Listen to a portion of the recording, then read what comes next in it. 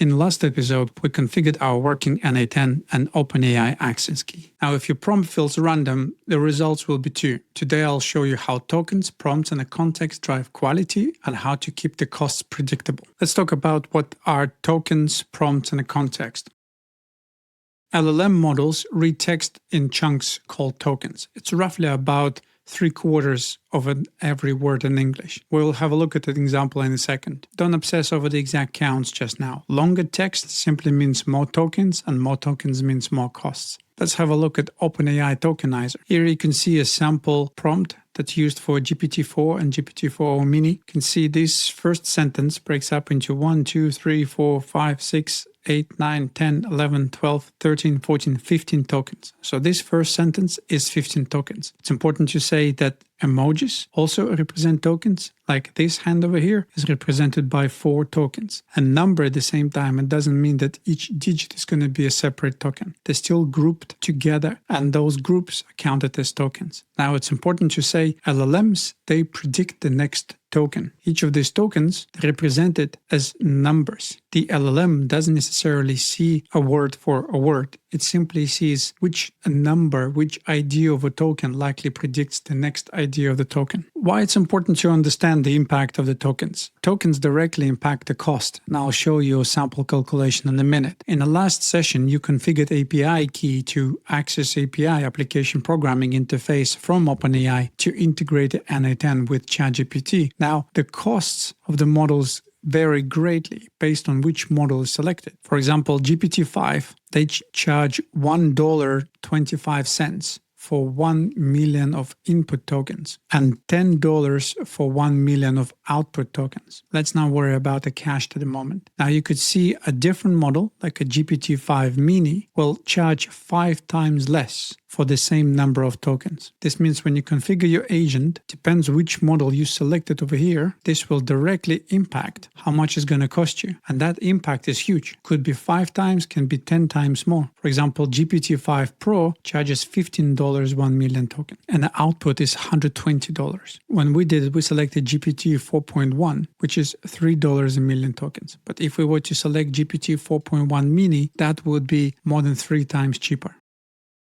When designing the prompt for your agent, you should consider frameworks such as role, action, outcome framework, because a fuzzy prompt, undefined prompt will unlikely to produce a good result. Here's the simple structure that you could use for every single of your prompt, and that's exactly what we will be using for our agent. Point number 1 is role. What should the AI act as? This sets the knowledge, tone, and expectations. Example, you're a senior data analyst writing for executives. Point number 2 is action. The task needs to be clear and needs to be in testable terms. Example, show me the latest orders from a client Alfie. And last one is outcome. Expected results in a format. Example, return a markdown table. You bundle role, action, and outcome into a single prompt. You will get fewer tangents and a more board-ready answers from your AI agent. Before we dive into example prompt, another one to consider that what are tools? Tools of AI agents are third-party software and databases with explanations on how to use them. Sort of like human employees use CRM to store customer information or account software to store invoices and receipts. So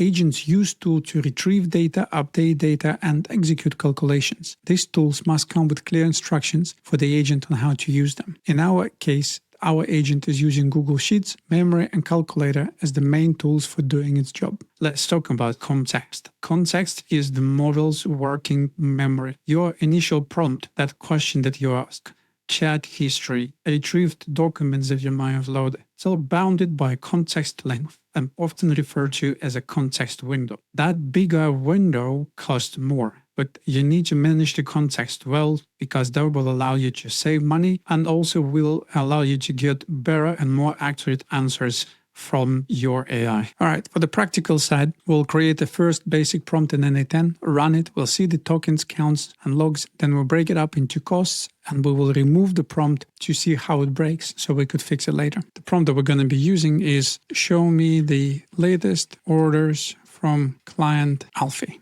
You can see on the screen how the agent is working. It's called for its memory, it called for a chat model, it also called for additional tools, and it produced us a result. For this agent, it took 113,254 tokens for the input, and that is total prompt. So it's important to say the overall prompt wasn't just my 7 words or so. The overall prompt ended up to be 113,000 tokens. And the completion itself, the result that it produced, the output, is 340 tokens. So that query, how much has it cost us? GPT 4.1 charges $3 for 1 million tokens. So we have a $3 and we used 113,000 out of a million. So that query cost us 33 cents for the input tokens. The output tokens, because it was only 300 words or so, the output token was an insignificant amount. What this 113,000 tokens is made out of? It's made out of multiple tool calls. And it's also made out of full prompt that was sent with a full context to the LLM. Now that's the power of the full production ready prompt. Let's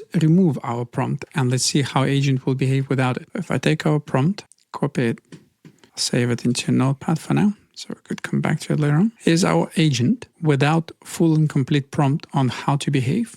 Now, if we ask it to do exactly the same thing as before, show me the latest orders from Alfki, without our full prompt, the agent produced a completely different type of result. Produced the same orders, it found additional information, but because we did not follow the role paradigm, it did not produce the actual results in the form of a table. And from a personal experience, without proper system prompt, it won't also produce the good results consistently. It sometimes will take arbitrary decision about what it should do, in what order, and how to produce it. Now that you learned about role, action, outcome, tokens, and the context, let's decompose the full production prompt to see what's inside of it. This section shows you how to add specific instructions, known as prompts, to an AI agent. We do this to make responses of our AI agents more structured and reliable. Let's walk through an example using a pre-built customer support agent. We're wiring a customer support agent for agentic order manager. The agent identifies a customer, lists their orders, and show order line items. Reliably, 1 tool per turn, and always uses British English. Let's have a look at how our N8N workflow is configured. You have AI agent chat messages arrive this way, and this is our customer support agent. Now to add the prompt inside the agent, double click on this agent and you will see a page like this, which contains all the configurations of this agent. To set or view the prompt instruction, you have to click on this button. First, you see our definition to the agent about how it should behave. It says you are a support agent for an agentic order manager. This can of course be saying any kind of company, but most importantly that it's a customer support agent. Then we specify tools and what those tools are doing. This tool's description been added here to improve consistency of AI interacting with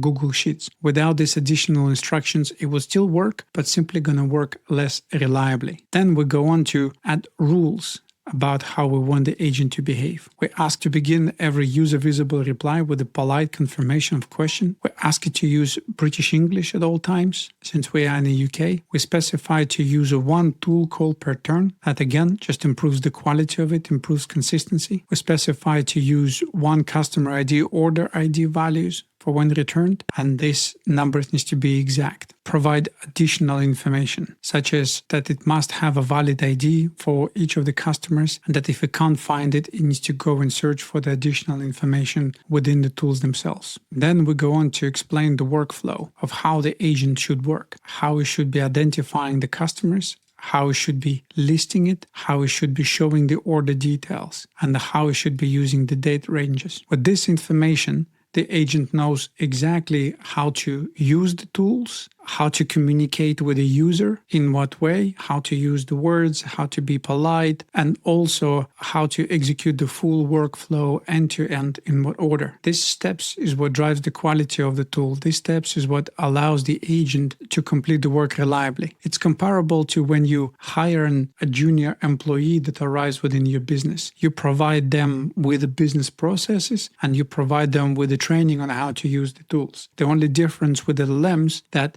because they don't necessarily persist between different chats and sessions. You have to remind it and give it instructions every single time in the prompt. Now, the agent is configured with a number of tools. If you double click on them, these also have additional configuration. Each of the tools has a specific description about how to use it. That description is also passed to the agent when the agent is running information. You can allow for agent to make certain decisions, or of course, this can be configured within the tool itself. Now you need to know each of your tool and what it does and what information it expects and what information it provides. And that information needs to be specified within the tool configuration.